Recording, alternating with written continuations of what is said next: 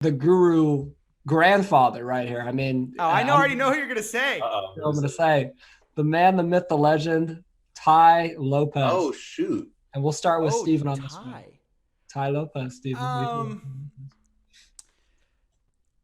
Ty's really interesting because he made me start thinking about uh, what Google's role and Facebook's role in regulating gurus is. Because, as you guys know, the gurus spend a lot of money on Facebook and Google. And I don't, obviously, I think Tai Lopez is a fake guru. Let me get that off right off the bat. Duh. Like you said, grandpappy of fake gurus, right? But what I'll say about him is that Google and Facebook have regulations about get rich quick schemes.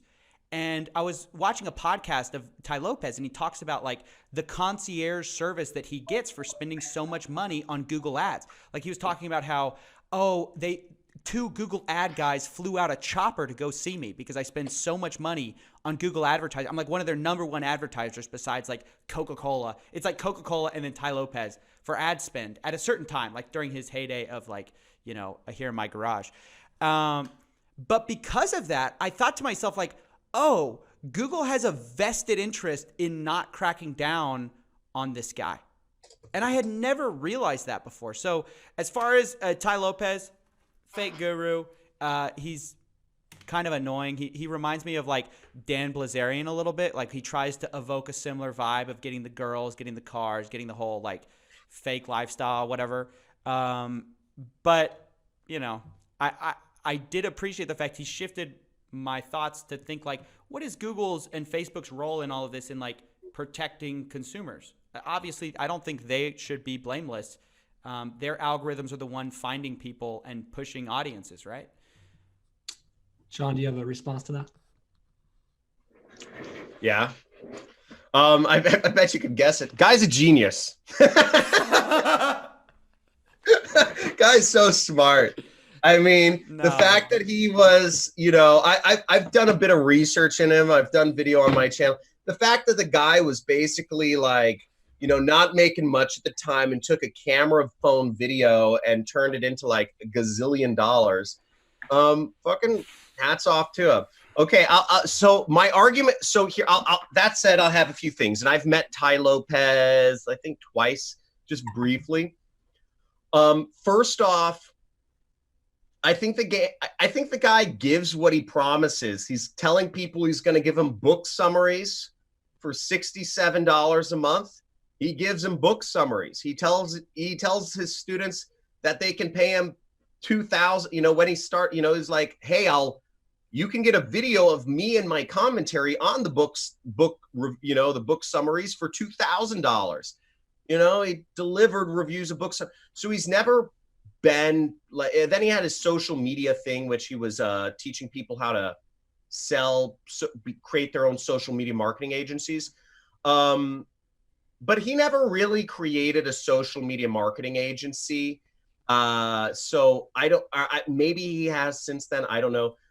Some of the problems I have with him are that one, I don't think he isn't really teaching most of his courses. He's more of a pitchman. Okay. Right. He is. He's a pitchman. He's pitching real estate course, crypto course, credit repair course, affiliate marketing course, e-commerce course. He's really just turned into a big pitchman. And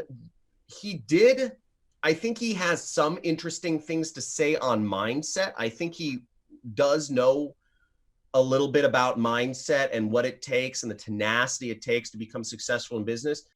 But I don't know I don't think he was that successful before he actually became a teacher, honestly. I know he made money though. He made at least hundreds of thousands of dollars a year from my understanding of it, because he started these like shitty dating websites, and he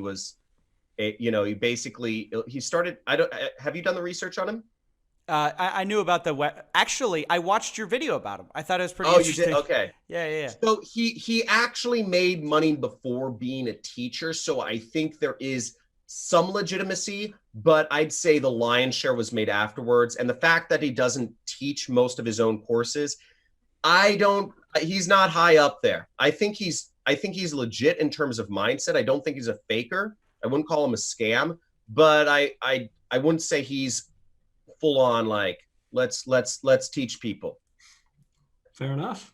Now, 4 out of 10. 4 out of 10. 4 out of 10. Dude, we Fair should have enough. been rating him the whole time. What are we 4 out of 10. thinking? Sam Fair Ovens, weird. That's his rating. Weird out of 10.